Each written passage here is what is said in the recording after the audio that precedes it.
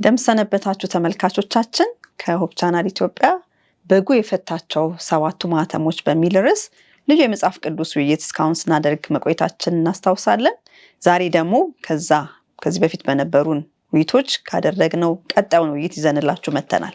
የዛሬው ውይይታችን በተለይ የሚያተኩረው በስድስተኛው ማህተም ላይ የሚያጠነጥን ሲሆን እሱም የሚገኘው በራዕይ መጽሐፍ ምዕራፍ 6 ከቁጥር 12 እስከ 17 ድረስ ባለው ክፍል ውስጥ ያሉትን ሐሳቦች የሚያነሳ ይሆናል እና እዚህ እንግዲህ ለውይይት አብሮኝ የቀረቡትን የእግዚአብሔር አገልጋዮች አስተዋውቃችኋለሁ። በጥግ በኩል ስጀምር ፓስተር አይጠገብ ብርሃኑ አሉ። እንደገናም በመሃል ደግሞ ፓስተር ተመስገን ቡልቲ አሉ። እኔም በውይይት የምመራችሁ ትትና በለጠ እባላለሁ። በቴክኒክ ደግሞ የምታግዘን እታችን ውበት አለች።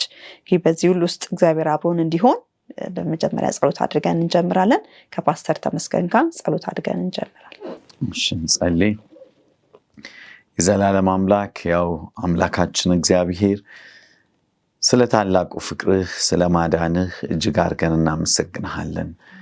ጌታ ሆይ የተቀደሰውን ቃልህን ለመማር በምንዘጋጅበት ጊዜ መንፈስ ቅዱስህ ከሰማይ እንዲወርድልን እንዲረዳን ለኛም ለተመልካቾቻችንም እንዲናገረን ቃልህን እንዲገልጥልን ደግሞም በዚህ ሁሉ ሂደት ውስጥ አንተ እንድትከብር እንለምንሃለን በጌታ በኢየሱስ ስም አሜን። የመታሰቢያ ጥቅስ አችን ለዚህ ውይይት በተለይ የተጠቀምንበት ያለው እንደምታስታውሱት በራዕይ ምዕራፍ 5 ቁጥር 5 ላይ የሚገኝ ሐሳብ ነውና ምን ይላል? ከሽማግሌዎቹም አንዱ ይላል አታልቅስ፣ እነሆ ከይሁዳ ነገድ የሆነው አንበሳ እርሱም የዳዊት ሥር መጽሐፉን ይዘረጋ ዘንድ ሰባቱንም ማህተም ይፈታ ዘንድ ድል ነስቷል አለኝ ይላል። ይህንን እንግዲህ ያሰብን ይሄ በጉ የፈታቸው ማህተሞች መካከል ስድስተኛውም አንዱ ነው እና ስለዚህ ስድስተኛው ማህተም ሲፈታ ምን ተከሰተ፣ ምን ይሆናል፣ የምንስ ጊዜ ያመለክታል እያልን የምንወያይበት ውይይት ነው የሚኖረን። እንግዲህ የመጀመሪያውን ጥያቄ እናነሳለን። የመጀመሪያው ጥያቄያችን እንግዲህ ገና ሲጀመር ስድስተኛው ማህተም በተፈታ ጊዜ ይላል ቁጥር 12 ላይ እና ይሄ ስድስተኛው ማህተም እስካሁን ካየናቸው 5 ማህተሞች እንደተመለከት ነው የሚወክለው ጊዜ ኢየሱስ አለ ወይ? ምክንያቱም እያንዳንዱ ማህተም ከመጀመሪያው ማህተም ጀምረን ጊዜያቶችን ይወክሉ እንደነበር ስናይ ቆይተናልና ይሄኛው ስድስተኛው ማህተም የትኛውን ዘመን ይወክላል? ምን ልንማር እንችላለን ከዚህ ማህተምስ የሚለውን አጠር አድርጋችሁ እንደ መግቢያ አድርገን በሱ ላይ ብንጀምር። አንዳችሁ ልጋብዛችሁ። እንግዲህ ይሄንን ጥያቄ ጊዜ አለ ወይ ከማቴዎስ ምዕራፍ 24 ቁጥር 29 ላይ የሚናገረው ነገር አለ። ከዚያም ወራት መከራ በኋላ ወዲያው ይልና ምልክቶችን ይዘረዝራል። ስለዚህ በዚህም በዮሐንስ 6:12 ላይ የተዘረዘሩት ኢየሱስ ክርስቶስ በማቴዎስ ምዕራፍ 24 ቁጥር 29 እና 30 ላይ የዘረዘራቸው ናቸውና ከዚያም መከራ በኋላ ነው። ስለዚህ መከራ አለ። እነዚህ ነገሮች ከዛ መከራ በኋላ ነው የሚፈጸሙት እና ይሄንን እንግዲህ ሁላችንም ትዝ እንደሚለን እንደምታስታውሱት የሰባቱን አብያተ ክርስቲያናት ታሪክ ስናነሳ የተነሳ ከፍተኛ የሆነ ስደት ነበር። ይሄ ስደት እንግዲህ በ538 ጀምሮ በ1798 ነው ያለቀው እና ለ1260 ዓመታት የተካሄደ ጦርነት ነው። ይሄ እንግዲህ በሰይጣንና በክርስቶስ መካከል የሚደረገው የታላቁ ተጋድሎ አንዱ አካል እና ሰይጣን በዚህ ዘመን ውስጥ የእግዚአብሔርን እውነት በዳንኤል ምዕራፍ 8 ቁጥር 12 እንደተገለጸው ወደ ምድር ጥሎ ለመርገጥ ከፍተኛ የሆነ ጥረት ያደረገበትና እንደተጻፈውም ተሳካለት ይላል። የተሳካለት ዘመን ነበር። ብዙ መጽሐፍ ቅዱሳዊ እውነቶች በትራዲሽን ተቀይረው ከአሕዛብ የነበሩ ነገሮች የክርስትና እምነት ስም እየተሰጣቸው ወደ ቤተ ክርስቲያን የገቡበት ብዙ የሐሰት አስተምሮች በክርስትናው ዓለም ውስጥ የተስፋፉበት ዘመን ነበር እና ይህንን በተመለከተ በ16ኛው መቶ ክፍለ ዘመን የተነሳው የተሐድሶ እንቅስቃሴ በጣም ከፍተኛ ሆነ ጦርነት አካሂዶ ብዙ እውነቶችን እንደገና ከተረገጡበት ወደ ብርሃን አውጥቷቸዋልና ያ ዘመን የተሐድሶ ዘመን ብዙ መከራ አስከትሏል።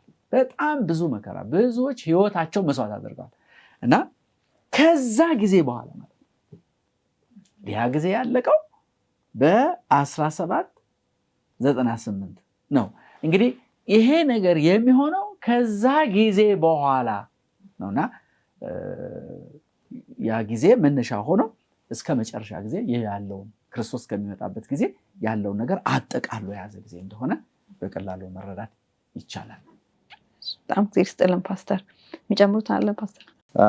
እንግዲህ ጌታችን ኢየሱስ ክርስቶስ ከመምጣቱ በፊት የሚሆኑ በዚህ ምድር ላይ የሚከሰቱ ነገሮችን ነው በአጠቃላይ የሚያሳየው። ፓስተር ደግሞ ዲቴይሉን ገልጾታል። ስለዚህ በመጨረሻው ዘመን ማለት እንችላለን አይደል? ክርስቶስ ከመምጣቱ በፊት ባሉት በመጨረሻ ዘመናት ያለውን ጊዜ የሚሸፍን ጊዜ ነው ማለት እንችላለን ማለት ነው። በጣም ደስ ይላል። ስለዚህ እንግዲህ ስንቀጥል በዛ አውድ ስናስበው አሁን የሚመጡትን ሀሳቦች የበለጠ ልንረዳቸው እንችላለን፣ ሊከሰቱ የሚችሉበት ጊዜን ካወቅን ማለት ነው። እና ቀጥሎ እንግዲህ ቁጥር 12 ላይ ጀምረን ስናነብ 6ኛውን ማህተም በፈታ ጊዜ ይላል፣ አየሁም ታላቅም የምድር መናወጥ ሆነ፣ ፀሐይም እንደማቅ ጠጉር ጥቁር ሆነ፣ ጨረቃም በሞላው እንደ ደም ሆነ፣ በለስም በብርቱ ነፋስ ተናውጣ ቃርሚያዋን ፍሬ እንደምትጥል የሰማይም ከዋክብት ወደ ምድር ወደቁ ይላል። ሰማይም እንደ መጽሐፍ ተጠቅልሎ አለፈ እያለ እንግዲህ ይቀጥላል እስከ ቁጥር 14 መጨረሻው ድረስና እንዲህ አይነት ክስተቶች እንደው በምን ምክንያት ሊከሰቱ ይችላሉ? ወይስ ምንድን ነው ምክንያታቸው? እንዲህ አይነት ክስተቶች እንዲከሰቱ የሚያደርገው በምን ምክንያት ሊናወጡ ይችላሉ? በዛ ላይስ እንደው ከመጽሐፍ ቅዱስ አንፃር እንዲህ አይነት ክስተቶች የምናውቅበት ቦታ አለ ወይ? እንዲህ አይነት የምድር መናወጥ ምንላቸው አሁን የተጠቀሱት የፀሐይ መጥቆር እንዲህ አይነት ነገሮችን እንደገና ከዋክብትም ራሱ ወደቁ ይላልና ከዋክብት ሊወድቁ የሚችሉ ነገሮች ናቸው ወይ? ወድቀው ሲያውቃሉ ወይ? ያ ክስተት ምንን ሊያመለክተን ይችላል የሚለውን እንደው የተወሰነ ሀሳቦችን ብናነሳ በዚህ ጥሩ ነው። የምድር መናወጥን በምንመለከትበት ጊዜ እግዚአብሔር አንዱ በብሉይ ኪዳን ውስጥ ቁጣውን የሚገልጥበት በኃጢአት ላይ ያለውን ምላሽ ይሄ አለመደሰቱን የሚያሳይበት ነበረ።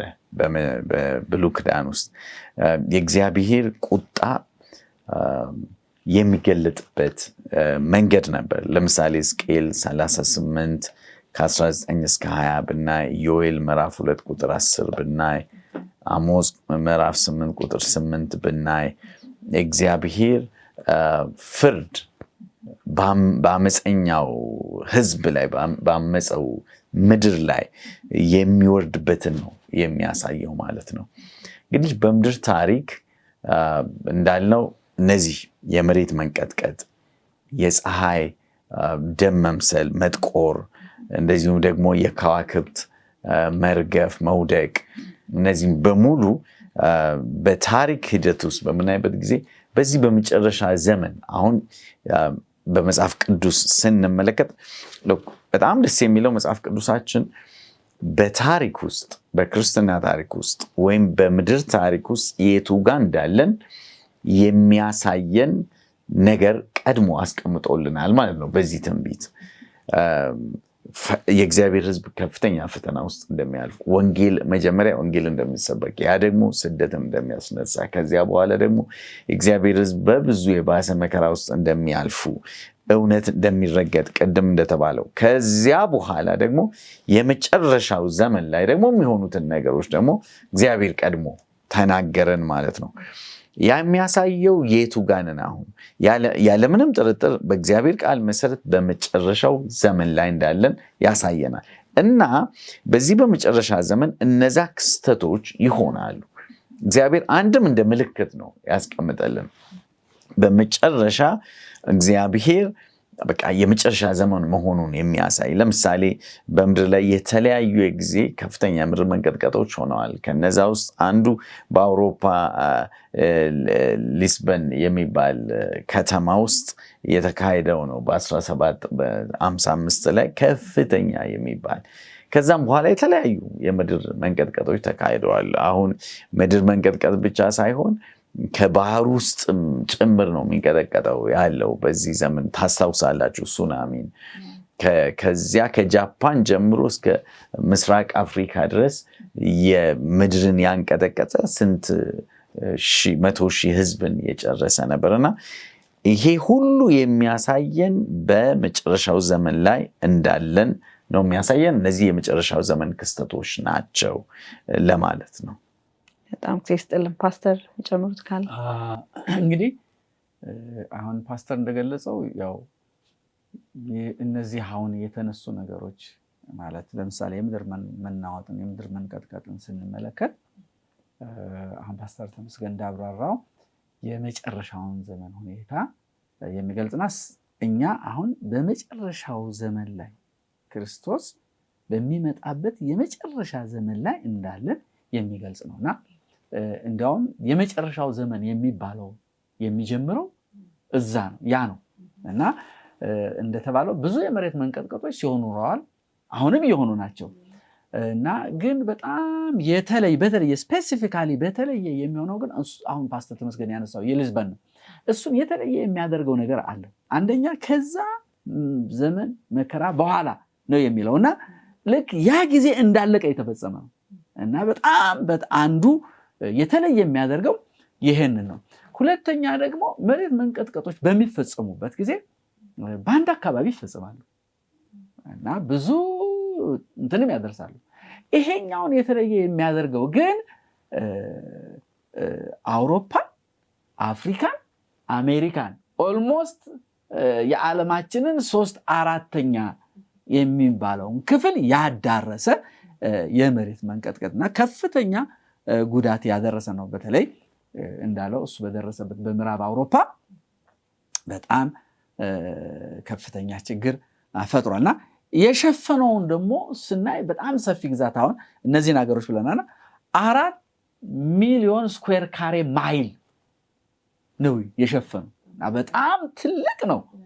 በጣም ትልቅ ነውና በዚያን ዘመን ይሄ መንቀጥቀጥ በእኛ ዘመን ቢደርስ ኖሮ በፍጹም ከፍተኛ የሆነ እልቂት ያደርስ ነበርና ያን ያደረገ ነውና እንግዲህ ከአውሮፓ ወደ አፍሪካን በጣም የሚገርመው እንግዲህ ዋናው የደረሰው አፍሪካ እንኳን ንዝረቱ ከአውሮፓ ብዙም ያልተናነሰ ነበር። ለምሳሌ አልጀርስን በቃ እንዳልነበረች አድርጎ ነው ያወደማት። ሞሮኮም እነዚህ አገሮች በጣም ከፍተኛ ሆነ ውድመት ነው የነበረው። አውሮፓ ውስጥማ ጀርመን፣ ሆላንድ፣ ፈረንሳይ፣ ብሪታንያ እነዚህ አገሮች በሙሉ በዚህ በንዝረት በጣም ከፍተኛ የሆነ ችግር የደረሰባቸው አገሮች ናቸው። እንዳውም በሊዝበን ያለውን ሳይ ነበረ ምንድነው ይሄን ውድመት ያደረሰው 53 የሚሆኑ ቤተመንግስቶች እንደፈረሱ 180 ቤተክርስቲያኖች እንደፈረሱ 46 የነዚህ ኮንቬንሽን ሴንተሮች ምንድነው የሚባለው የስብሰባ አዳራሾች በጣም ታዋቂ እነዚያ እንዳፈረሱና በርካታ ቤተመጻሕፍቶች ሁሉ ወድመዋል እና አሁን ምንድነው መረጃዎች ማለት 85% የዛ የሊዝበን ከተማ 85% ጠቅላላ ነው የወደመው። የሞተውም ሰው እንግዲህ በጣም ብዙ ህዝብ ነው የሞተውና ለምንድነው ይሄንን የተባለው? አሁን ቅድም ሱናሚ አለ ብሏል ፓስተር ተመስገን። እነዚህ ነገሮች አቀላቅሎ ነው ያመጣው። መሬት መንቀጥቀጡ የብስ ብቻ ሳይሆን በባህርም ሱናሚን አመጣ እና እነዚህ መሬት መንቀጥቀጡ እና ሱናሚው በአንድ ላይ ሆኖ አሁን መሬት መንቀጥቀጡ ሌላ ተጨማሪ ያመጣው እሳት ቃጠሎችን ፈጠረ እና ውድመቱን አሁን እነዚህ ተደራራቢ ነገሮች መፈጠራቸው በመሬት መንቀጥቀጡ ምክንያት ሱናሚ መምጣቱ እሳት ቃጠሎ መነሳቱ እነዚህ ውድመቱን በጣም ከፍተኛ እንዳደረገውና በዛን ጊዜ የነበረውን ሁኔታ ስንመለከት አሁን ወደፊት ከኛ ጋር ምንድነው ለኛ የሚያስተምረን ያልን እንደሆነ ህዝቡ በዛን ጊዜ የደረሰባቸው ሽብር በቃላት ሊገለጽ የሚችል አይደለም። ከፍተኛ ሽብር ነው የደረሰው። ሰዎች በቃ በፍርሃት ደረታቸውን የደበደቡ ይሄማ የዓለም ፍጻሜ ነው፣ የዓለም ፍጻሜ ነው። ወላጆች ልጆቻቸውን አርስተው ሩጠው በጣም ከባድ ነው። ሰዎች ደግሞ በጣም የሚገርመው ነገር ይሄ እንግዲህ ከመጨረሻ ዘመን ጋር የሚያያዝ ነገር ሰዎች ደግሞ ልክ እንዴት ነው መንቀጥቀጦች ሲደርስባቸው አብዛኛዎቹ ሰዎች የሮጡት ወዴት ነው? ወደ ቤተክርስቲያኖች። ምክንያቱም እነዛ ቦታዎች በቃ ቅዱስ ቦታዎች ናቸው፣ የእግዚአብሔር ቦታዎች ናቸውና ስለዚህ እንደው በእነሱ ውስጥ ከለላ መደበቅ እናገኛለን ብለው ነበር የሄዱት። አንዳንዶቹ እንዲያውም ቤተክርስቲያን መግባት ብቻ አይደለም እንትኖች ይሄ መሰዋያ እንትኖች አሉ አይደለ? እነዛን ሄደው በቃ እነሱ ሁሉ አቅፈው ነበር የያዙት። ግን አንዳንዶቹ በቃ እየሮጡ ወደ የት ነው ሄዱ? ወደ እነዚህ ምንድን ነው የሚባሉት የሃይማኖት መሪዎቻችን የነፍስ አባቶች ምናምን አይደለ? ወደዛ ግን ሁሉም አብረው የጠፋውና ወላጆች ልጆቻቸውን አሁን በመጨረሻው ዘመን እኮ እንደዛ ነው የሚሆነው። ክርስቶስ በሚመጣበት ጊዜ ሰው ሁሉ የዛ አይነት ሽብር የሚደርሰውም ውድመት በሊዝበን የደረሰው ያ ውድመትም ልክ ክርስቶስ በሚመጣበት ጊዜ በምድር ላይ ኤርምያስ ምዕራፍ 4 እኮ ከቁጥር 25 እስከ 26 ድረስ ይህንን ነው የሚገልጸው። ከተሞች ፍርስርስ ምድረ በዳ ነው የሚሆኑ ይላል እና የሚያሳስቡን እነዚህ የመሬት መንቀጥቀጥ የሚያሳስበን ጌታችን መድኃኒታችን ኢየሱስ ክርስቶስ በታላቅ ክብር በሚገለጽበት ጊዜ የሚሆነው የዛ ትንሹ በጣም ትንሹ መገለጫ ነው። ይሄ ለኛ አሁን ስናየው ይከብዳል አይደለ? ይሄ ትንሹ ነው። ክርስቶስ በሚመጣበት ጊዜ ከሚሆን በጣም አነስ እንደው የሱን አይ ዶንት ኖ ስንት ፐርሰንት ልንል እንችላለን። በጣም ያ ቀን እጅግ ታላቅ መሆኑን ነው የሚያሳስበን የኢየሱስ ክርስቶስ ዳግም ምጽአት በጣም። ስለዚህ ይሄንን መሬት መንቀጥቀጥ ስናስብ የጌታችን የኢየሱስ ክርስቶስ ዳግም ምጽአት ምን ያህል ታላቅ እንደሆነ በማሰብ ራሳችን ማዘጋጀት እንዳለብን ያሳስበናል። በጣም እግዚአብሔር ይስጥልን። ስለዚህ መሬት መንቀጥቀጥ ብቻ ሳይሆን የሚሆነው ክርስቶስ በሚመጣበት ጊዜ እንደተባለው ከዋክብትም ይወድቃሉ፣ ፀሐይም ትጨልማለች፣ ነገሮች ይከሰታሉ ማለት ነው። እሺ ለምሳሌ ፀሐይ ወደ ትጨልማለች፣ እንደዚሁም ደግሞ ወደ ደም ትቀይራለች። ቀደም ተብሎ እነዚህ ትንቢቶች ተቀምጠዋል። አሁን ኢዮኤል ምዕራፍ 2 ቁጥር 31 ላይ ምን ይላል እግዚአብሔር ቃል? ታላቁና የሚያስፈራው እግዚአብሔር ቀን ከመምጣቱ በፊት ፀሐይ ትጨልማለች፣ ጨረቃን ወደ ደም ትለወጣለች። ይህ ቀደም ተብሎ የተሰጠ ትንቢት ነው። በመጨረሻ ዘመን ይሄ ይሆናል። ኢሳይያስ ምዕራፍ 10 ቁጥር 10 ላይ ምዕራፍ 13 ቁጥር 10 ላይ ምን ይላል? የሰማይ ከዋክብትና ሰራዊታቸው ብርሃን አይሰጡም፣ ፀሐይ ገና ከመውጣቷ ትጨልማለች፣ ጨረቃን ብርሃኗን አትሰጥም ይልና ቁጥር 13 ላይ ስለዚህ በሰራዊት ጌታ በእግዚአብሔር መዓት ቁጣው በሚነድበት ቀን ሰማያትን እነቀንቃለሁ፣ ምድርንም ከስፍራዋ አናውጣለሁ ብሎ እግዚአብሔር በትንቢት ተናግረዋል ማለት ነው። እነዚህ ምልክቶች ፎርሹ በመጨረሻ ዘመን የሚሆኑ ናቸው። ለወደፊትም ኤክስፔክት መደረግ ያለበት ነገር ነው። ከዚህ በፊትም የሆኑ አሉ። ለምሳሌ በ1780 የጠቆረ ፀሐይ የጨለመችበት ጊዜ ነበር ይባላል። ኒውዮርክ አካባቢ፣ ሳውዘርን ኢንግላንድ የሚባል አካባቢ ከፍተኛ ማለት ባልተጠበቀ መንገድ ኖርማሊ ፀሐይ በሚወጣበት ጊዜ ጨልሞ የተገኘበት ጊዜ ነበረ እና ፀሐይ ትጨልም። እነዚህ ምልክቶች ናቸው።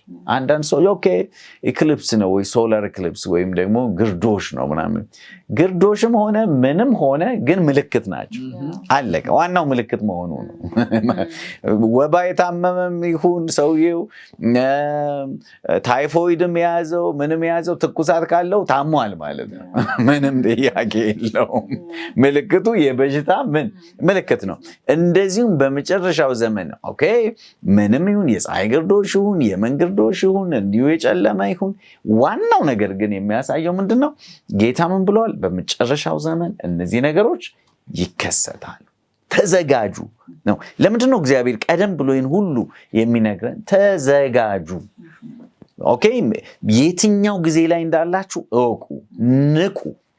ኦኬ ጌታችሁ በማታውቁበት ሰዓት ይመጣልና ንቁ እንደተባለው ንቁ። አሁን እነዚህ ምልክቶችም እያየ ሰው አይ እኮ ኖርማል ነው ምንም እኮ የሚያስደንቅ ነገር የለውም ይላሉ። ነው ይመጣሉ። እነዚህ ምልክቶች ናቸው። ይህንን በምታዩበት ጊዜ ተዘጋጁ፣ ንቁ ብሎ እግዚአብሔር ተናግሯል። እንደዚሁም የከዋክብትን መውደቅ በታሪክ ውስጥ በደንብ ይታወቃል። እሱን ደግሞ ዶክተር አይጠገብ ትንሽ ይጨምር። እነዚህ ጨለማ አሁን እነኚህ የፀሐይ የመሬት መንቀጥቀጥ ቅድም እንደተነጋገር ነው የሚነግረን ነገር ምንድን ነው? የክርስቶስ ዳግም ምጽአት ምን አይነት ሁኔታ ሊሆን እንደሚችል ማሳያ ነው። የዚህ የፀሐይ መጨለም ክርስቶስ በሚመጣበት ጊዜ በዛን ጊዜ ምን ሊሆን እንደሚችል በዚህ እንኳን አሁን ምንድነው በጣም የሚገርመው አሁን ይሄ ቅድም ፓስተር ተመስገን እንዳነሳ በ1780 ጨለማ ሆነ። በዛን ጊዜ በጣም የሚያስደንቅ ነገር ነው የተፈጸመው። ሰዎች እንግዲህ ቀን ነው የሚባለው ምንም ማየት አልቻሉም። መብራት አበሩ፣ በቤታቸው መብራት አበሩ። ወፎች መብረራቸውን አቁሙ፣ ወደ ጎጃቸው ተመለሱ። ጨልሟል ብለዋል፣ ወደ ጎጃቸው ተመለሱ። እንስሳቶች ወደ ቤታቸው ወደ ጋጣቸው ተመለሱ። መጋጣቸውን ትተው ተመልሰው ወደ እንትን ገበሬዎች እርሻቸውን አቆሙ። መስራት አልቻሉም። በጣም ኃይለኛ ጨለም ቀን ነው ግን ያ ቀን ጨልሞ ሰዎች መስራት አልቻሉም። እና የገረመኝ ነገር አውራ ዶሮዎች አዲስ ቀን መስላቸው ጮሁ። በጣም ነው የሚገርመው። እና ይሄ የሚያሳየን ጌታ ኢየሱስ ክርስቶስ ምንድነው ያለው? ቀን ሳለ የላከኝን ፈቃድ አደርግ ዘንድ ይገባኛል። ማንም መስራት የማይችልበት ምን ይመጣል? የጨለማ ጊዜ ነው የሚለው። እንደውም የጨለማ ጊዜ አሁን ይሄ በፀሐይ የሆነው ጨለማ ሰዎች መስራት አቆሙ እኮ። እንደ እንስሳቶችም እኮ ራሳቸው በኢንስቲንክት በደመነፍስ እኮ እንስሳቶች ምን አደረጉ ይላል? ተመለሱ። እና ልክ እንደዛ ሁሉ ጌታችን ኢየሱስ ክርስቶስ በሚመጣበት ጊዜ ብዙዎች ምንድነው ይራወጣሉ። ያኔ በቃ ዘግይቷል። ምንም ማድረግ የማይቻልበት ጊዜ ነው። ሁሉ ነገር መፈጸም ያለበት ከዚያ እና እነዚህ ነገሮች አሁን ይሄ ጨለማ የሚነግረን የጨለማ ጊዜ በቃ ለዘላለም ለኃጢአተኞች የሚጨልምበት ጊዜ ይመጣል።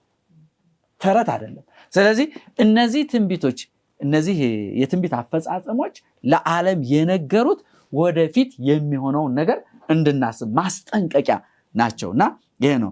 አሁን የከዋክብትን መውደቅ በተመለከተ ፓስተር ተመስገን ብሏል እና ከዋክብትን እንደሚወድቁ አስቀድሞ ተነግሯል አይደለም?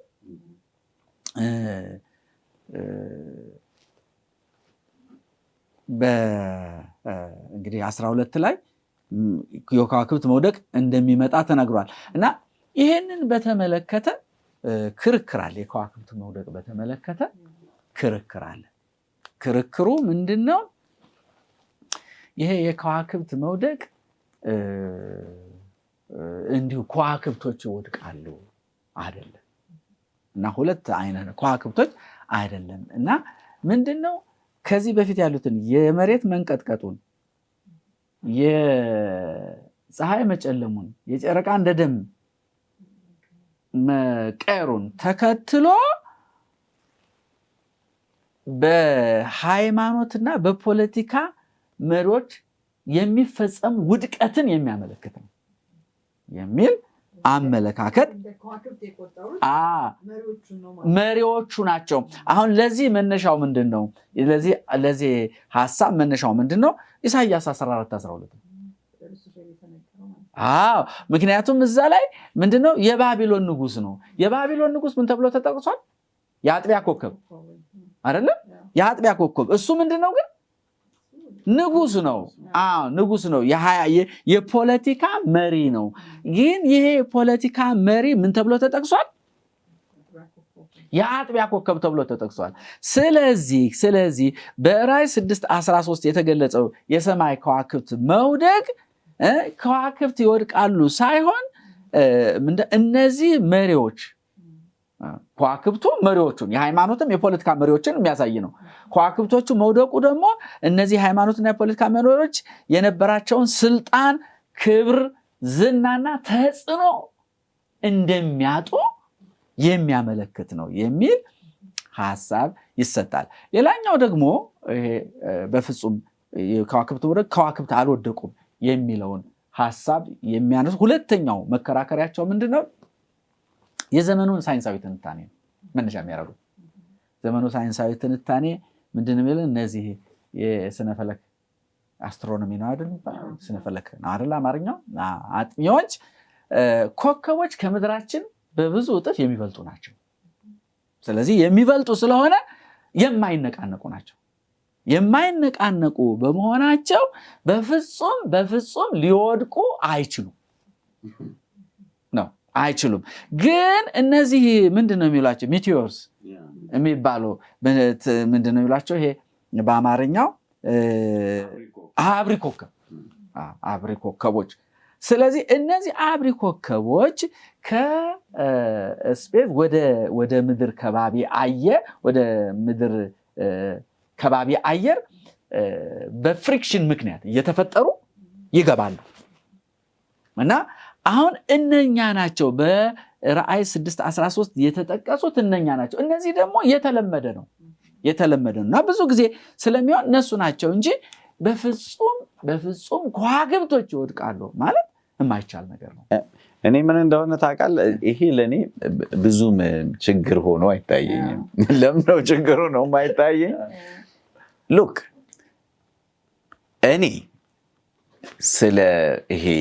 ስለ ህዋ፣ ስለ ሜቴዎርስ፣ ስለ ከዋክብት፣ ስለ ሶላር ሲስተም እስከማወቅ ድረስ ያን ኮከብ ሳይ ማን ነው ይሄ አብሪ ኮከብ ስታሉ ሰማይ ሲወረወር ተወርዋሪ ኮከቡ ብሎ ሲያል ኮከብ ወደቀች ነው የምለው። ይሄ ነበር እኔ የምረዳ ምንድነው እግዚአብሔር በምታውቂው መልኩ ነው የሚገልጽልሽ። ህዝቡ በሚረዳው መልኩ ይገልጽላቸዋል። ዋናው ነገር ምልክት ነው ትልቁ ነገር። እንደተባለው አሁን ሳይንቲፊካሊ ካየ ነው አሁን ፀሐይ አንዷ ኮከብ ነች።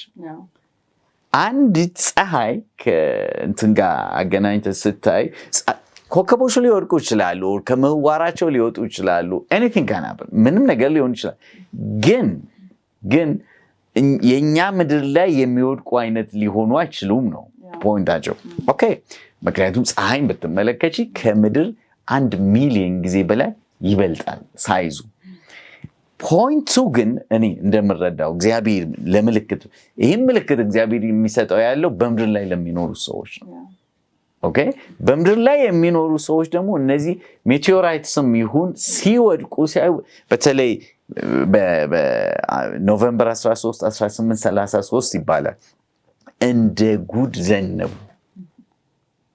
በቃ ሰው ሁሉ እያየ ጌታ ኢየሱስም እንዳለው እንደዚሁም ደግሞ ራዕይ ምዕራፍ 6 ላይ እንደተናገረው እንዲህ ምንድነው ከስሩ እንደተናወጠ በለስ በቃ ወደታች ይፈሱ ነበር። ሰው ሁሉ ምንድነው በቃ እንደ ዝናብ የሚፈሰው ብለን ዋናው ነገር ሉክ የሰማይ አካላት ናቸው።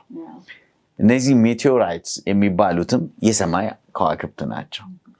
አስትሮይድስ የሚባሉትም የሰማይ ከዋክብት ናቸው። ዋናው ነገር እነዚህ የሰማይ አካላት በመጨረሻው ዘመን ያልተለመደ ነገር ሲሆን ይታያል። በተለይ በብዛት እነዚህ ነገሮች እንደሚፈሱ አይነት ተደርጎ ሲታይ ኦኬ ይህ የመጨረሻ ዘመንን ምልክት የሚያሳዩ ናቸው። ትልቅ ያው እንግዲህ አሁን ዶክተር አይጠገብ እንዳቀረበው አንዳንዶቹ አይ መላእክት አይደሉም ይሄ የምድር ባለስልጣናት የታወቁ ሰዎች የሃይማኖት ባለስልጣናት መውደቅ ነው። ያው እንግዲህ ይሄ የምሁራን የተለያየ አመለካከት ነው የሚሰጡት። አሁን እኔ ሳየው በእነሱ አይን እነሱን የሚሉትን ሳይ አንዱ የሚቸግረኝ የምድር መንቀጥቀጥንም በዛው ሲስተም መፍታት አለብሽ ነው የሚሆን።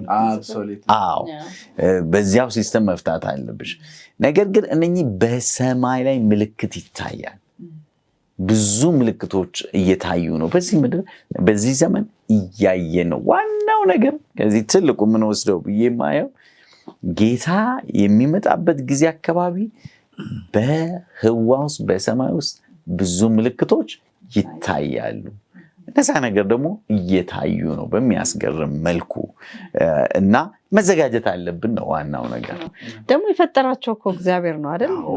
እግዚአብሔር መንቀሳቀስ እነሱንም ማንቀሳቀሱ አይቀርም። ምክንያቱም ያ ክስተት ከምን የተነሳ የሚመጣ ነው? የክርስቶስን ወደዚህ ምድር የሚመጣበት እንቅስቃሴ እኮ ማለት ነው አይደል?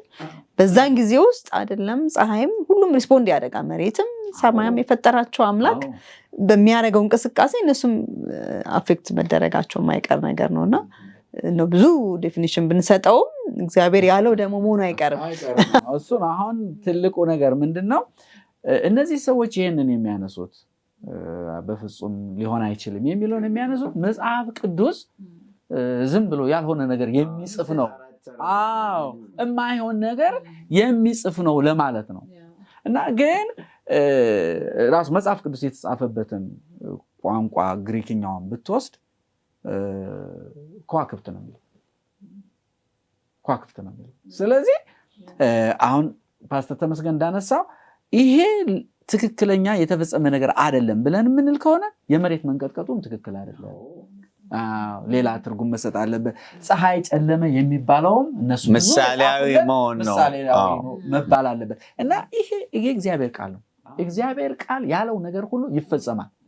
ስለዚህ እግዚአብሔር ያንን አሳይቷል። ይሄንን ላለመቀበል ነው ሰይጣን አውቀው እንደዚህ አይነት ዴፊኒሽን የሚሰጠው ትንቢቱ መፈጸሙን ሰዎች እንዳይቀበሉ ለማታለል። ነገር ግን ትንቢቱ እንደተጻፈ በደንብ አድርጎ እንደተፈጸመ ነው ይሄንን በደንብ አድርገን ልናውቅ የሚያስፈልገውና በተለያየ አይነት መንገድ ይሄንን አሁን በቋንቋ አልን አይደለም እና እንዳውም ሲጽፈው እዛ ላይ እንደ ይላል አይደለም እንደ እያለ ያነጻጸረ ነው። ስለዚህ እንደ ሲባል ይሄ ሊትራል ነው። እንደ የሚለው አነጋገር እያነጻጸረ ስለሚጽፍ ነገሩ በትክክል እንደተፈጸመ የሚገልጽ ነገር ስለሆነ ሁኔታዎቹ ልክ በእግዚአብሔር ቃል እንደተጻፉት ተፈጽመዋል። ስለዚህ እንደ ክርስቲያን እኛ ይሄንን በመውሰድ የሚነግረን ነገር ያው ለክርስቶስ ዳግም ምጽአት መዘጋጀት። እነዚህ ትንቢቶች ተፈጽመዋል። አሁን ስለዚህ ምንድነው የቀረው ስንል በቃ የጌታ መምጣት ብቻ ነው የቀረው። ስለዚህ ይሄ የሚያሳየን እነዚህ ትንቢቶች የጌታ መምጣት እዚህ በቃ እዚች ደጃችን ላይ እንዳለ እንድንረዳ ነው ይሄንን ማሰብ ያለብንና ተፈጽሟል። እግዚአብሔር እንደጻፈው እንደተናገረው በደንብ ተፈጽሟል። በጣም እግዚአብሔር ይስጥልን። ጥሩ ውይይት ነው እስካሁን ያደረግነው። ተመልካቾች እናንተም በብዙ እንደተማራችሁበት ተስፋ እናደርጋለን። እያነሳን እየተወያየን ያለነው በራዕይ ምዕራፍ 6 ላይ ከቁጥር 12 ጀምሮ እስከ 17 ባለው ስድስተኛው ማህተም ሲፈታ የሚከሰተውን ክስተት እያነሳ ነው የተነጋገርን ያለነውና ዋናው ርዕሳችን እንደምታውቁት እዚህ በስክሪኑ ላይ እንደሚታየው በጉ የፈታቸው 7ቱ ማህተሞች በሚል ርዕስ ስድስተኛው ማህተም ላይ ደርሰን እሱን እየተወያየን ያለነው። እስካሁን ስለነበረን ጊዜ እግዚአብሔር እናመሰግናለን። ላፍታ ግን እረፍት ወስደን ተመልሰን በቀሩ ጥያቄዎች ላይ ውይይት እናደርጋለን። አብራችሁን ቆዩ።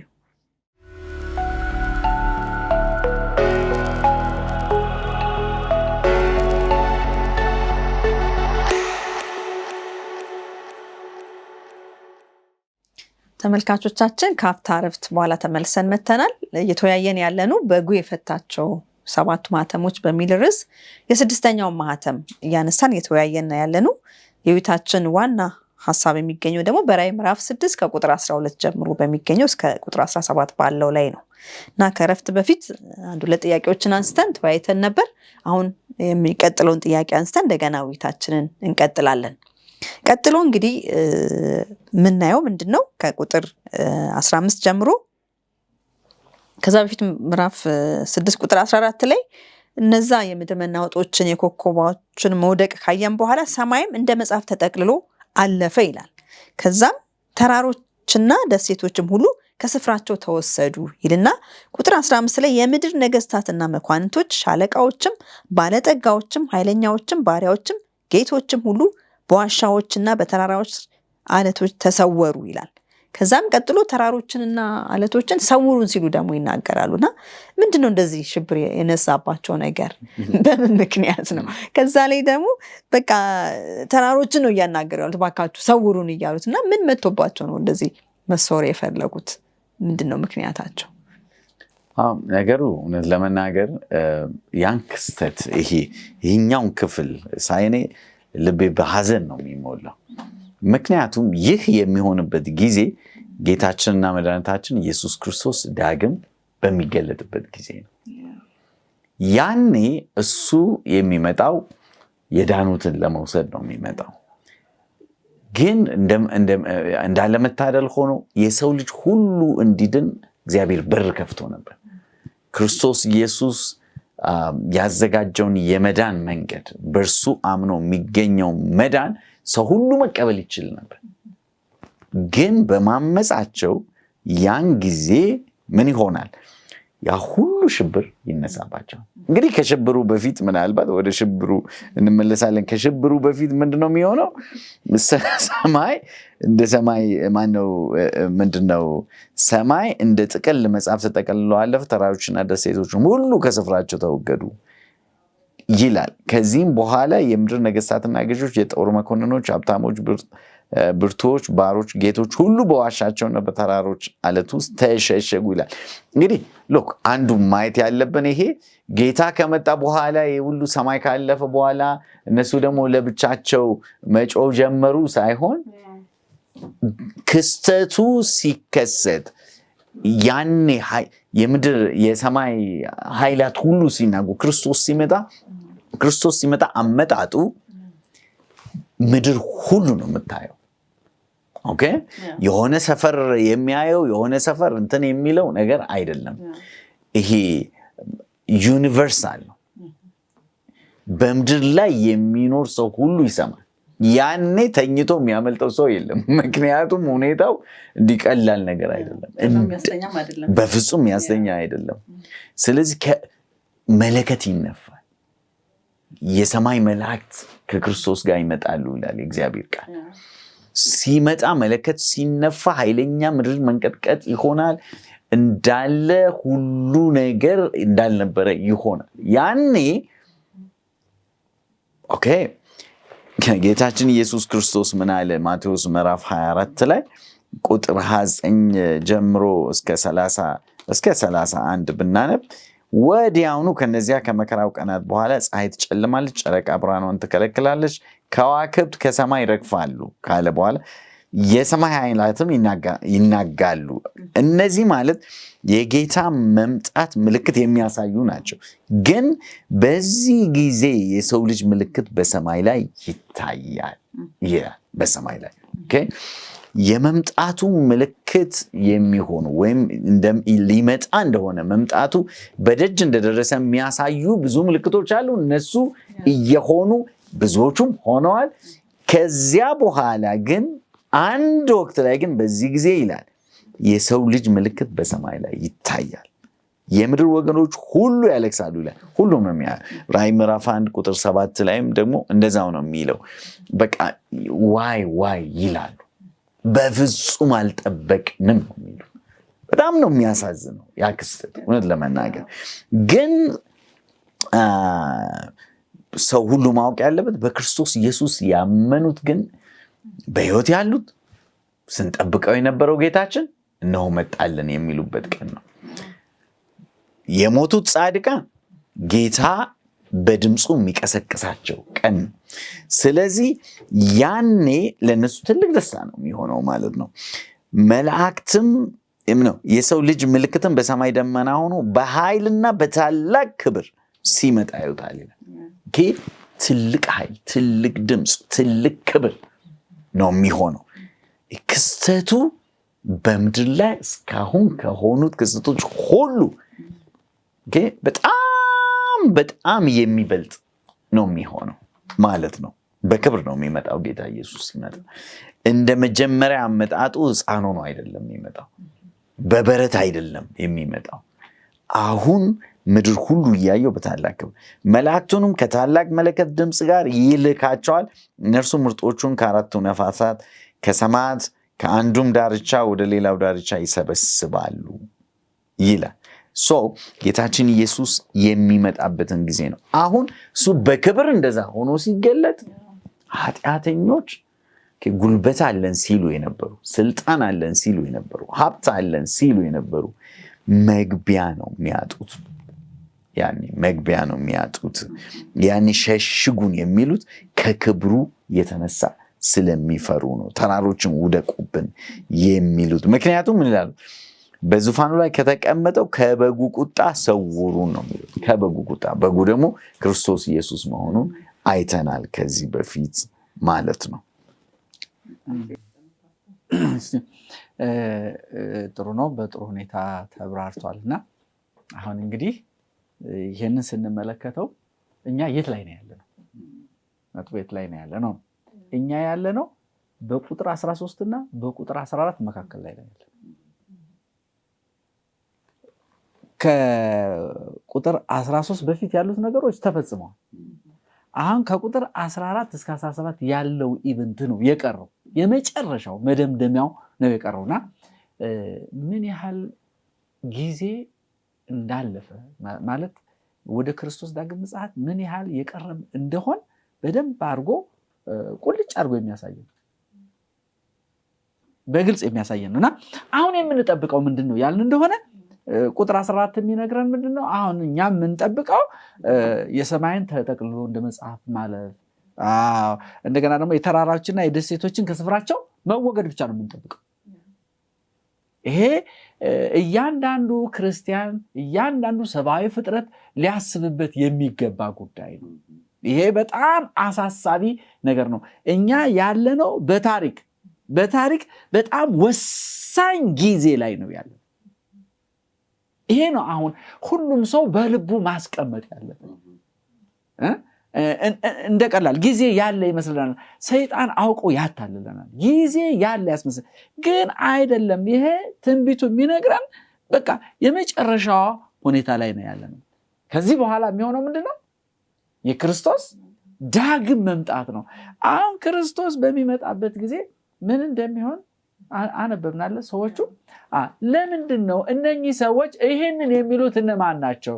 እንግዲህ ባለስልጣናት፣ ገዢዎች፣ ምንድነው ምድር ታላቅ ክብር የምትሰጣቸው ሰዎች ናቸው። እነዚህ ሰዎች ምድራችን ታላቅ ክብር የምትሰጣቸው ሰዎች ናቸው። እነዚህ ታላቅ ክብር የምትሰጣቸው ሰዎች የተማሩ አዋቂዎች ናቸው። እነዚህ በጣም አዋቂዎች የተማሩ እና ብዙ ነገሮች በህይወታቸው ያሳለፉ ሰዎች ናቸው። የሚያሳዝነው ነገር እነኚህ ሰዎች የዚህን የክርስቶስን ዳግም ምጽአት ጉዳይ ምንም እንትን ውስጥ አላስገቡትም፣ ቦታ አልሰጡትም። በፍጹም በህይወታቸው ውስጥ ምንም ስፍራ አልሰጡትም።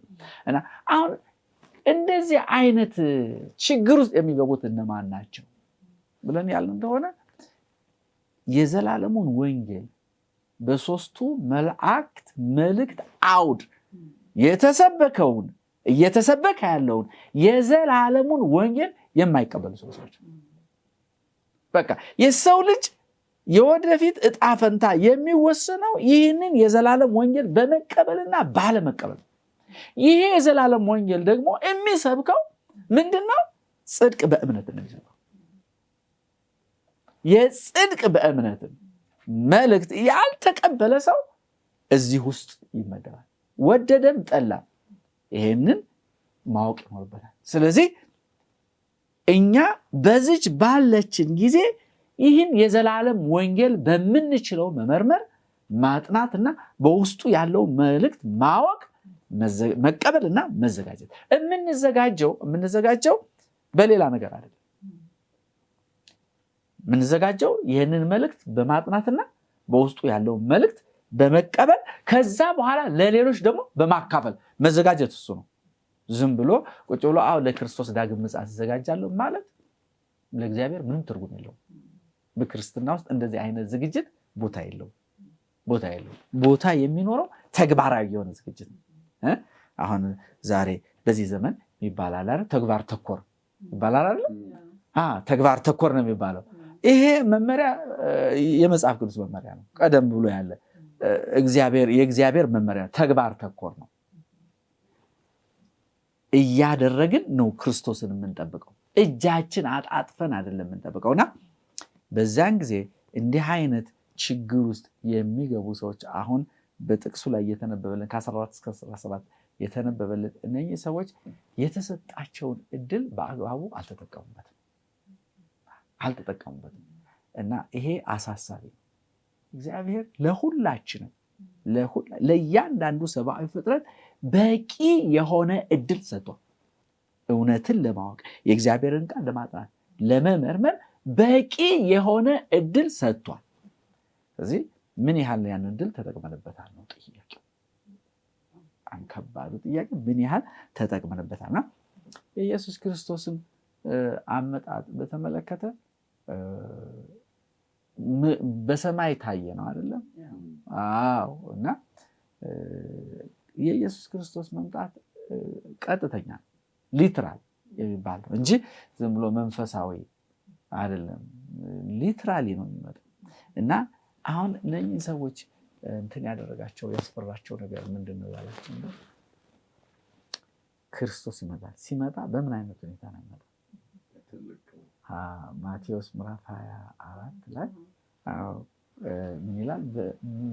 መላእክቱ ሁሉ ከእርሱ ጋር ነው የሚለው ቁጥር 40 እና 41 ላይ መላእክቱ ሁሉ ከእርሱ ጋር። መላእክቱ ሁሉ ነው አይደለም? መላእክቱ ግን ትዝ ይላችሁ እንደሆነ ጌታችን መድኃኒታችን ኢየሱስ ክርስቶስ ከመቃብር በትንሣኤ ቀን አንድ መልአክ ነው የወረደው። ያ መልአክ ግን ምድርን ምን አደረጋት ይላል? አናወጣት ነው የሚለው አይደለም? አሁን እነኚህ ሰዎችን የሚያስፈራው መናወጥ የሚመጣው ከኢየሱስ ክርስቶስ እሱ ራሱ ኃያል አምላክ ነው። ከዛ ላይ ደግሞ በጣም እልፍ አእላፋት መላእክት ዳንኤል ምዕራፍ 10ን ስናነብ እልፍ አእላፋት ነው የሚለው አይደል? እነዛ መላእክቶች በሙሉ ማንን አጅበው ይመጣሉ? ክርስቶስን። እንግዲህ በደንብ ልናስብ ይገባል። ፒክቸሩን በአእምሯችን ልንስለው እንችላለን። አንድ መልአክ መጥቶ ምድር ያን ያህል ከተናወጠች ክርስቶስ ራሱ ከዛም በላይ ደግሞ መላእክቶች እልፍ አእላፋት መላእክት ተጨምረው በሚመጡበት ጊዜ ኢቨንቱ ምን ያህል ከባድ እንደሚሆን በዛን ጊዜ የሚኖረው ትዕይንት በጣም ከባድ እንደሚሆን እነዚህ ሰዎች እንደከበዳቸው ነው አይደለ? ያንን ኢቨንት ከምናይ አይደለም እንዴ ማለት እኮ ነው አይደል? ያንን ኢቨንት ከምናይ አሉ በቃ ሲመጣ ይሄ ቀንደው ከምናይ ተራሮች ባካችሁ ውደቁብን፣ አለቶች ተሰንጥቃችሁ ባካችሁ ዋጡ እንደዋጥ እንደዛ ይሄ የነዚህ ሰዎች አባባል በዛን ጊዜ የሚሆነው በክርስቶስ ዳግም ምጽአት ጊዜ የሚሆነው ነገር ምን ያህል ከባድ እንደሆነ የሚያሳየን ነገር ነው። አሁን ማስፈራራት አይደለም። እኛ አሁን እየተናገርን ያለን መጽሐፍ ቅዱስም እየተናገረ ያለው እግዚአብሔርም እያስፈራራን አይደለም። ግን የሚሆነው ነገር ያ ነው። ኦቁት ነው የሚሆነው ነገር ያ ነው። ስለዚህ ለዛ ነገር ነው መዘጋጀት ያለባቸው። የክርስቶስን ዳግም ምጽአት እንደ ቀላል ነገር አንመልከተው። በጣም መሰረታዊ የሆነ ነገር ስለሆነ ለዛ ቀን ራሳችን ማዘጋጀት ይጠበቅብናል። በጣም ነው የሚገርመው ይሄ ክስተት። ክርስቶስ ቅድም እንዳላችሁት በማቴዎስ ምዕራፍ 24 ላይ እንደገናም ደግሞ ራእይን ራሱ ገና ሲጀምር በደንብ በግልጽ ነው የተናገረው እና የተወሰኑ ቁጥሮችን እንደው እንድናነብ ቁጥር 29 ላይ የማቴዎስ ምዕራፍ 24 ቁጥር 29 ጀምሮ ከዚያም ወራት መከራ በኋላ ወዲያው ፀሐይ ይጨልማል፣ ጨረቃም ብርሃኗን አትሰጥም፣ ቅድም እንዳነበባችሁት ማለት ነው። ከዋክብትም ከሰማይ ይወድቃሉ፣ የሰማይም ኃያላት ይናወጣሉ። በዚያን ጊዜም የሰው ልጅ ምልክት በሰማይ ይታያል። በዛም ጊዜም የምድር ወገኖች ዋይ ዋይ ይላሉ። የሰውም ልጅ በኃይልና በብዙ ክብር በሰማይ ደመና ሲመጣ ያዩታል። መላእክቱም ከታላቅ መለከት ድምፅ ጋር ይልካቸዋል። ከሰማያትም ዳርቻ እስከ ዳርቻ ከአራቱም ነፋሳት ለእርሱ የተመረጡትን ይሰበስባሉ ይላል። ክርስቶስ ይህንን ራእዩን ከመስጠቱ በፊት በግልጽ ለሐዋርያት ተናግሮ አስቀምጦት ነበርና ያ ክስተት ነው እንግዲህ ሲከሰት አሁን ዮሐንስ እያየ ምን ሊሆን እንደሚችል እየገለጸልን ያለውና ምዕራፍ 1 ላይም ገና ራሱን ሲያስተዋውቅ ክርስቶስ ማንን ራእዩን የሰጠው ማን እንደሆነ ሲናገር ምን ይላል? በራእይ ምዕራፍ 1 ላይ እንደዚህ ይላል ከቁጥር 7 ጀምሮ እነሆ ከደመና ጋር ይመጣል፣ ዓይንም ሁሉ ይወጉትም ያዩታል፣ የምድርም ወገኖች ሁሉ ስለ እርሱ ዋይ ዋይ ይላሉ ይላልና እነዚህ ዋይ ያሉት የምን ወገኖች ናቸው ይላል? የምድር ወገኖች ናቸው ይላል። እና የሚመጣበትን አመጣጥ አስቀድሞ ነግሮናል። በኋላ ደግሞ ሲሆን ዮሐንስ እያየ ነገረን ያለውና የሚያሳዝነው መጨረሻ ላይ የተናገሩት ነው። ሰውሩን ያሉት ከማን ነው? ከበጉ ቁጣ ነው። በጉ ግን ያየኑ እንደታረደ ሆኖ ነው አይደል? ቁጣ የሚል ራሱ እስካሁን ሲገለጽ አላየንም ከሱ ጋራና ይሄ እንዴት አሳዛኝ ነው። በግ መቆጣት ይችላል፣ ቁጣውም አይታይም፣ አይቆጣም። እውነታው ድንጋጤ፣ ፍርሃት ለነሱ። ጴጥሮስ ላይ ምን ይላል መሰላችሁ? ሁለተኛ ጴጥሮስ ምዕራፍ 3 ቁጥር 10 ላይ የጌታ ቀን ግን እንደ ሌባ ይመጣል ይላል። እንደ ሌባ ይመጣል። በዚያች ቀን ሰማያት በታላቅ ድምፅ ያልፋሉ። መቼ? በዚያች ቀን ጌታ ሲመጣ የሰማይም ፍጥረት በእሳት ይጠፋል፣ ምድርና በእርሷ ላይ ያለ ነገር ሁሉ ይቃጠላል እና ያ ነገር ሙሉ በሙሉ ድንገት ነው የሚሆንባቸው። አሁን እኛ ዛሬ እንደዚህ ጌታ ሊመጣ ነው፣ ቅርብ ነው፣ ተዘጋጁ ሲባል ለሰው ተረት ተረት የሚመስለው በጣም ብዙ ሰው አለ። ስራ የለሾች ናቸው፣ እንዲሁ ሰውን እያስፈራሩ ይኖራሉ የሚሉ ሰዎች ይኖራሉ። ግን እንደዚሁ ኦኬ በቃ አይሆንም ብለው ሲጠብቁ እንደ ድንገት ነው ጌታ የሚመጣው። ያኔ በቃ ያልጠበቁት ነገር በሚከሰትበት ጊዜ ዋይ ዋይ ዋይ ይላሉ። ምድር እኮ ትንሽ እንዲህ ማለት ሲጀምር ሰው ሁሉ ማለት ነው ይጀምረው። በጣም ነው የሚገርም። ልክ ነው። መጨረሻ ላይ እንግዲህ ያው እስካሁን ካነሳኑ ጋር ይሄዳል። ግን እንደው ብናነሳው ብለን መጨረሻ ላይ ያለው ቁጥር 17 ላይ ምን ይላል? ታላቁ የቁጣ ቀን መጥቷልና ማንስ ሊቆም ይችላል ብሎ ነው የሚጨርሰውና ታላቁ የቁጣ ቀን የሚለው የትኛውን ቀን ነው? ይሄን ቀን ነው አሁን እያየነው ያለውን ቀን ነው። በዛ ላይስ ደግሞ ማን ሊቆም ይችላል ብሎ መልስ ይፈልጋልና የእውነትስ ማን መቆም ይችላል በዛ ቀን? ቀኑ የትኛው ቀን ነው? እንደገናስ ደግሞ መቆምስ ይቻላል ወይ በዛ ቀን? ማንስ መቆም ይችላል በሚለው ብንጨርስ። የቁጣው ቀን ታላቁ የቁጣ ቀን የሚለው በቃ ክርስቶስ በክብር የሚመጣበት የመጨረሻዋን ሰዓት ነው እና ሁሉ ነገር የሰው ልጅ ሊያስተውለው ከሚችለው በላይ የሚሆነው ክርስቶስ በክብር በሚመጣበት ጊዜ ነው እና ቅድም እንደተነጋገርነው ያንንም የሚያደርገው የሚሆኑት ሁኔታዎች ናቸው። ክርስቶስ ራሱ የነገስታት ንጉስ የጌቶች ጌታ ሆኖ እና የነገስታት ንጉስ የጌቶች ጌታ ሆኖ በሚመጣበት ጊዜ ቅድም በማቴዎስ እንዳነበብሽው በታላቅ ክብር ነው፣ ከብዙ ክብር ጋር ነው የሚመጣው። አሁን በሰብአዊ አመለካከት ይሄ ከታላቅ ክብር ጋር የሚለውን ማስተዋል በጣም ይከብዳል። እሱን ለማስተዋል አሁን እነዚህ ሰዎች የደረሱበት ያደረጉትን ነው ማሰብ ያለብን።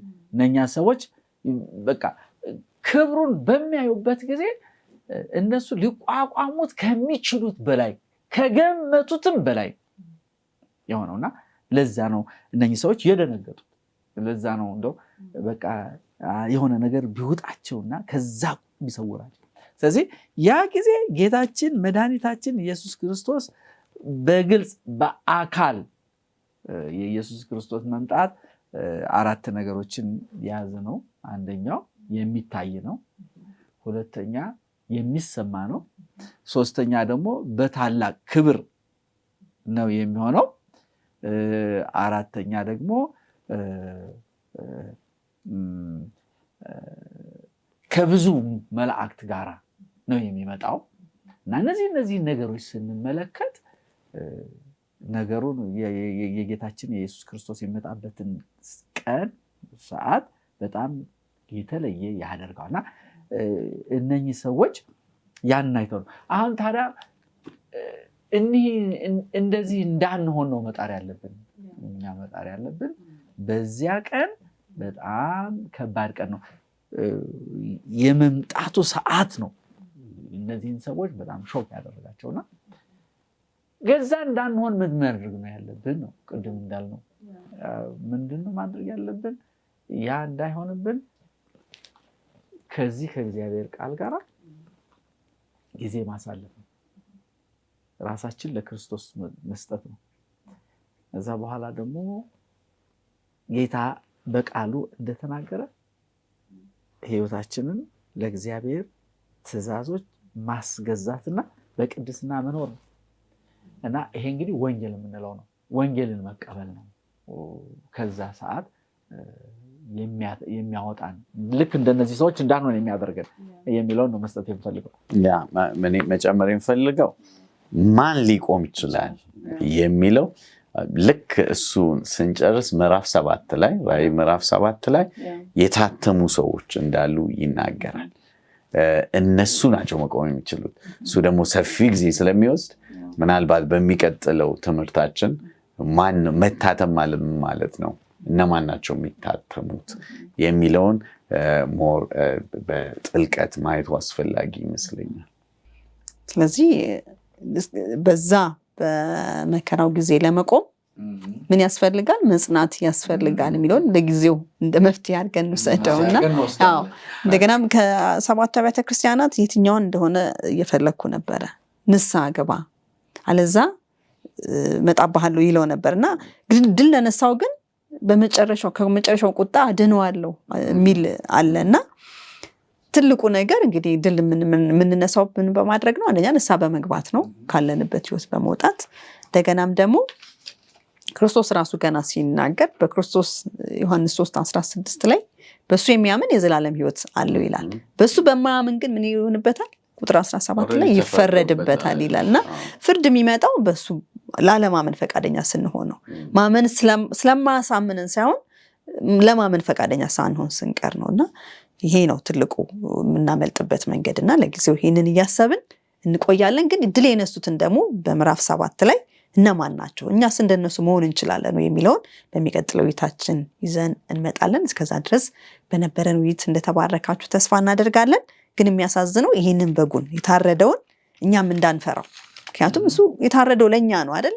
ደሙን ያፈሰሰው ይሄን ሁሉ ማህተም ከፍቶ እያሳየን ያለው ድል የነሳው ራሱን ዝቅ አድርጎ ትሁት ሆኖ መጥቶ የነበረውን በሰማይ የነበረውን ክብር ሁሉ ትቶ በመስቀል ላይ የውርደት ሞት የሞተው እኛ ይሄንን ሁሉ እንዳናይ ነውና ይሄንን በግ ከመፍራት እኛ ሁላችንም እግዚአብሔር እንዲጠብቀን ጸሎታችን ምኞታችን ነው።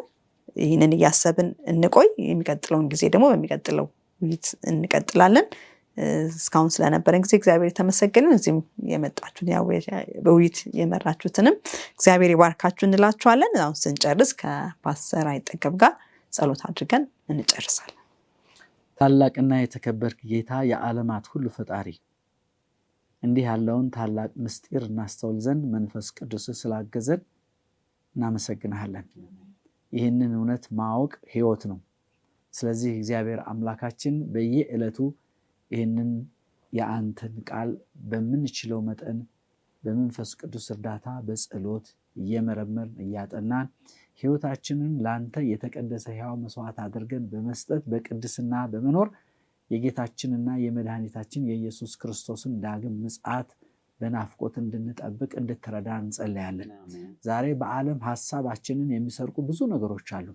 ከነዚህ ነገሮች ጊዜያችንን በከንቱ ከሚያጠፉ እግዚአብሔር አምላክ ሐሳባችንን ወደ ዓለምና ወደ ኃጢአት ከሚመሩ ነገሮች ራሳችንን መጠበቅ የምንችልበትን ጸጋ እንድሰጠንና ጊዜያችንን ያንተን ቃል ለመመርመር ለመጸለይና ለታላቁ ቀን በጌታችን ለመድኃኒታችን ለኢየሱስ ክርስቶስ ዳግም ምጽአት ቀን በየዕለቱ እንድንዘጋጅ እንድትረዳ እንጸልያለን።